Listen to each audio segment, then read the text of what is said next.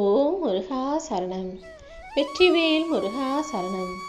என் அன்பு பிள்ளை, இதுவரைக்கும் உன் வாழ்க்கையில் நான் என்ன விஷயத்தை சொன்னாலும் சரி, உனக்காக செஞ்சாலும் சரி, எப்போவுமே அதை உன் நன்மைக்காக மட்டும்தான் செஞ்சுருக்கேன். ஆனால் நான் என்ன சொன்னாலும் அதை காதில் வாங்கிக்கிட்டு அப்படியே மறந்து கடந்து போகிறனே, உன்னுடைய பிரச்சனைகளையும் கஷ்டங்களையும் மட்டும் எப்படி மறக்காமல் ஞாபகப்படுத்தி உன்னை நீயே காயப்படுத்திக்கிற? அதனால தான் எனக்கு கோபம் வந்துச்சு. நல்லதாக நான் சொல்கிற விஷயங்களை எல்லாம் மறந்துட்டு கெட்டதாக உன் வாழ்க்கையில் நடக்கிற கஷ்டங்களை மட்டும் நீ ஞாபகம் வச்சுக்கிட்டு மறுபடியும் மறுபடியும் அதையே நினச்சி வருத்தப்பட்டுக்கிட்டே இருந்தீன்னா எனக்கு கோபம் வரதானே செய்யும். நான் உனக்கு ஏற்கனவே வாக்கு கொடுத்துருக்கேன். எவ்வளவு பிரச்சனைகள் வந்தாலும் என்ன தடைகள் வந்தாலும் வாழ்க்கையில் ஜெயிக்கிறதையே குறிக்கோளாக வச்சுக்கிட்டு அதை அடைவதற்காக விடாமுயற்சியோடும் தன்னம்பிக்கையோடும் நீ வாழணும்னு. ஆனால் நான் சொன்ன வார்த்தைகளை எல்லாம் மறந்துட்டு உன் வாழ்க்கையில் நேற்று நடந்த கஷ்டத்தையும் போன வாரம் வந்த பிரச்சனையும் பற்றி யோசிக்கிட்டே இருந்தீன்னா எப்படி உன்னால் முன்னேற முடியும்? ஒரு கழுகானது தன்னோட இறை எங்கே இருக்குன்னு பார்த்துருச்சுன்னா அந்த இறையின் மீதே கவனத்தை வச்சுக்கிட்டு எவ்வளோ உயரத்தில் இருந்தாலும் வேறு எந்த பக்கமும் கவனத்தை சிதற விடாமல் தன்னோட இலக்கு தன்னுடைய இறையை நோக்கி பயணித்து அதை இறுக்கமாக பிடிச்சு சாப்பிட்டு அது நினச்சதை செஞ்சுக்கும். அப்படிப்பட்ட கழுகிடமிருந்து நீ உன் வாழ்க்கை இலக்கை நோக்கி பயணிப்பதை கற்றுக்கோ. உன்னுடைய கவனம் சிதறாமல் உன்னுடைய எண்ணம் முழுவதும் நீ ஜெயிக்கிறதுலையும் வாழ்க்கையில் முன்னேறதுல மட்டும்தான் இருக்கணும் என் செல்வமே. தேவையில்லாத விஷயங்களை நினச்சி கவலைப்படுறதையும் கஷ்டப்படுறதையும் தேவையற்ற பொழுதுபோக்குகளில் கவனம் செலுத்ததையும் அடுத்தவங்க வீட்டு பிரச்சனையில் தலையிடுவதையும் முதல்ல நிறுத்திவிடு. எப்போதுமே விடாமுயற்சியோடும் தன்னம்பிக்கையோடும் வாழ்க்கையில் முன்னேறணுன்ற எண்ணத்தோடும் உன் வேலைகளை செய்ய பழகு. பாசம் வைக்கிறது தப்பு இல்லை, ஆனால் அளவுக்கு மேலே பாசம் வச்சு அது பிரிவை வரும்போது அந்த பிரிவை ஏற்றுக்கொள்ள முடியாமல் நீ நொந்து போகக்கூடாது. பாசம் வன்முனையான பாசம் இருந்ததுன்னா ஒருபோதும் உன்னை விட்டு பிரிஞ்சு போக மாட்டாங்க. எவ்வளவு கோபம் வந்தாலும் சண்டை போட்டு பிரிஞ்சு போகாமல் உண்மையாக ஒத்துக்கிட்டு அனுசரித்து போகிறவங்க தான் உண்மையான உறவாக இருப்பாங்களே தவிர ஒரு சின்ன விஷயத்துக்கு சண்டை வந்தாலும் பிரிஞ்சு போகிறவர்கள் எப்படி உண்மையான உறவாக இருக்க முடியும்? பாசம் கொண்டால் பிரிவில்லை, கோபம் கொண்டால் அங்கு உறவு இல்லை. விழிகள் இல்லாமல் பார்வையே இல்லை, வழிகள் இல்லாமல் வாழ்க்கையே இல்லை. நீ முயற்சி செய்தால் மட்டும்தான் வாழ்க்கையில் வெற்றி கிடைக்குமே தவிர முயற்சி இல்லாமல் வெற்றியும் இல்லைங்கிறத புரிஞ்சுக்கோ. முயற்சி செய்கிற மனிதன் ஒருபோதும் தோற்று போக மாட்டான்.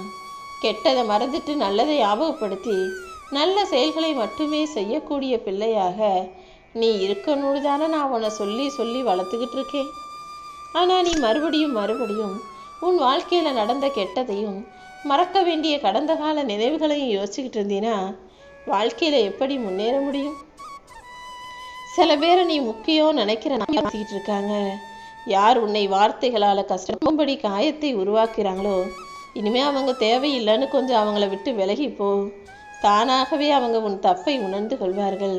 உன்னுடைய பெரும்பாலான மன வலிகளும் குறைஞ்சு போகும் என் செல்வமே. அது தெரியாமல் உனக்கு பிடிக்காதவங்க உன்னை பற்றி தப்பாக பேசுகிறத கேட்டுக்கிட்டு அவங்க கூடவே இருந்து கஷ்டப்படணும்னு உனக்கு தலைவிதியா என்ன? எது நடந்தாலும் எப்படி நடந்தாலும் அதை நீ எப்படி எதிர்கொள்கிறாய் என்பதை பொறுத்து தான் உன் வாழ்க்கை மாறும். என்ன ஆகும் எப்படி நடக்கும்னு யோசிச்சுக்கிட்டே இருக்கிறத விட நீ நினச்சதை நடத்தி கொள்வதற்கான முயற்சிகளை ஒரு முறை செஞ்சு பாரு. நினச்சது நடந்துருச்சுன்னா சந்தோஷம், நினச்சது நடக்காத போது சரி தப்பை திருத்திக்கிட்டு அடுத்த முறை வேற மாதிரி முயற்சி செய்யணும்னு அதை அனுபவமாக ஏற்றுக்கொள்ள கற்றுக்கோ.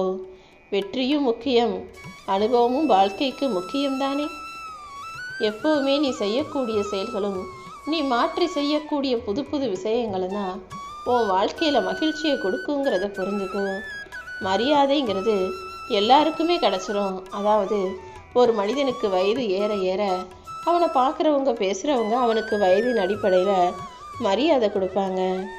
ஆனால் ஒரு மனிதனுக்கு மதிப்பும் என்பது அவனுக்கு கிடைக்கக்கூடிய அவன் செய்யக்கூடிய செயல்களின் மூலமாக தான் அமையும். எப்போவுமே எல்லாராலையும் மதிக்கப்படக்கூடிய ஆளாக நல்ல செயல்களை செய்யக்கூடிய என் பிள்ளையாக நீ இருந்துவிடு என் செல்வமே.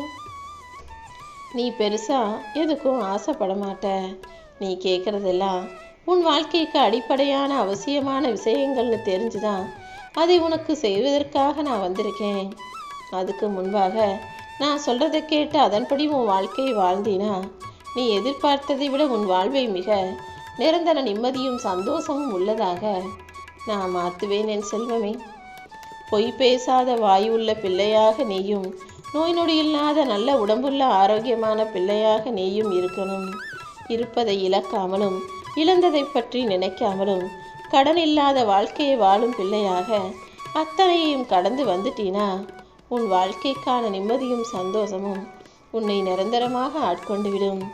எப்பவுமே எதுவுமே உன் வாழ்க்கையில் உன்னை விட்டு போகுதுன்னா அதை நினச்சி கவலைப்படக்கூடாது. எது உன்னை நோக்கி வருதோ அதை ஏற்றுக்கொள்ளவும் எதிர்கொள்ளவும் தயாராக இரு. வாழ்க்கையில் உன்னை விட சிறப்பாக, உன்னை விட ஜெயிச்சு, உன்னை விட நல்ல நிலைமையில பணக்காரனாக பல பேர் வாழலாம். ஆனால் நீ வாழுகிற இந்த கஷ்டமான வாழ்க்கையை உன்னை விட சிறப்பாக யாரும் வாழ முடியாது.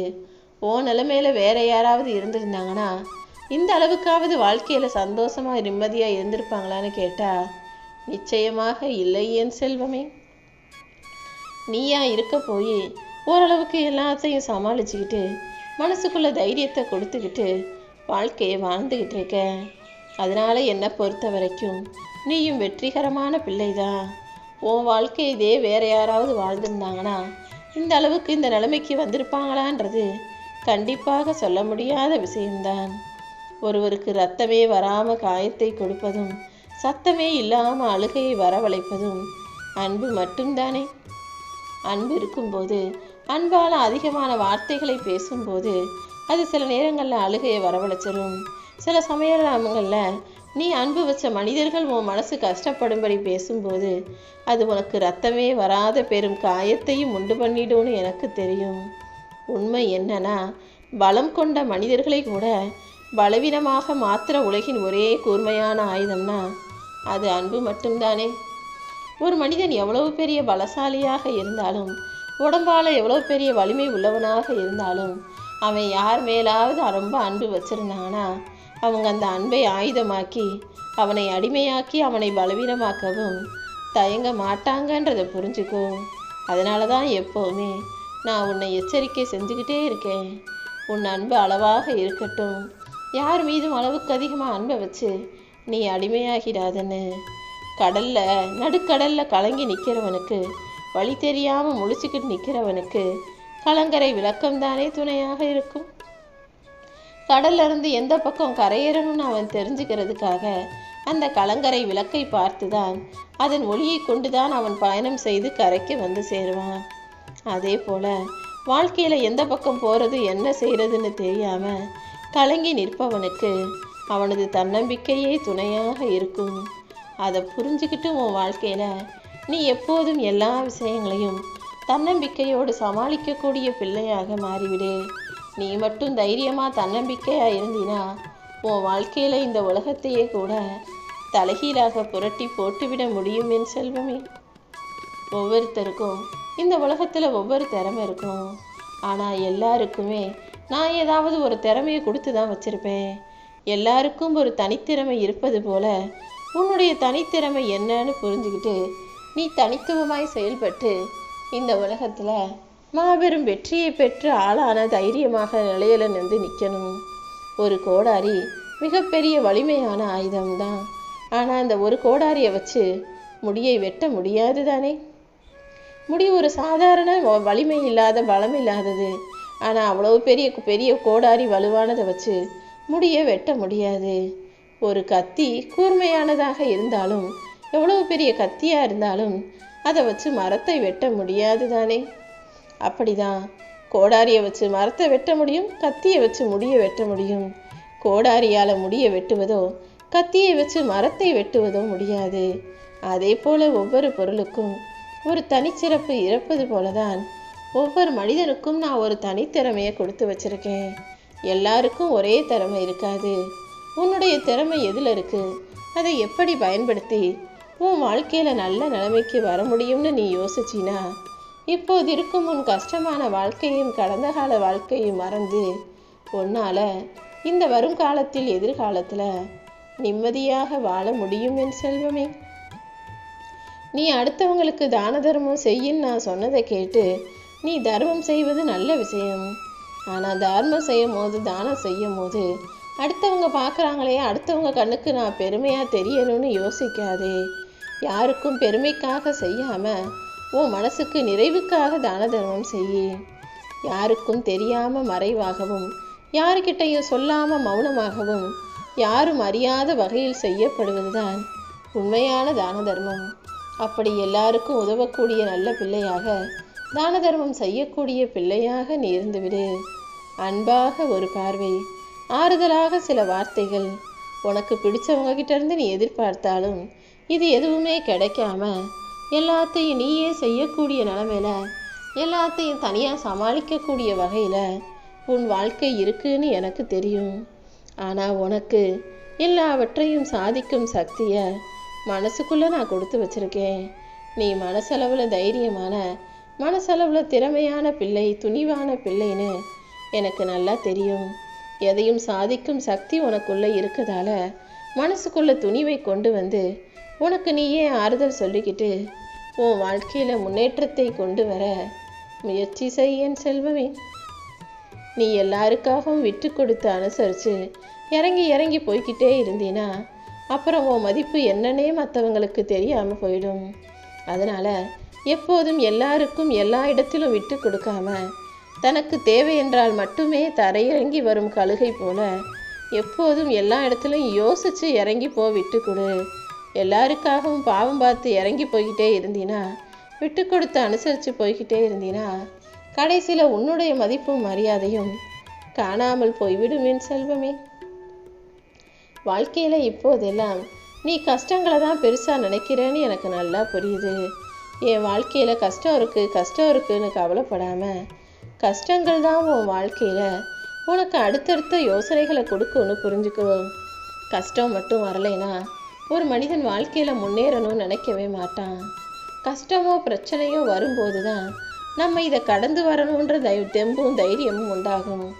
உதாரணத்துக்கு வண்டியில் போகும்போது ஒரே மாதிரி வேகத்தில் போய்கிட்டே இருந்தானா அவனுக்கு ஒன்றுமே தெரியாது.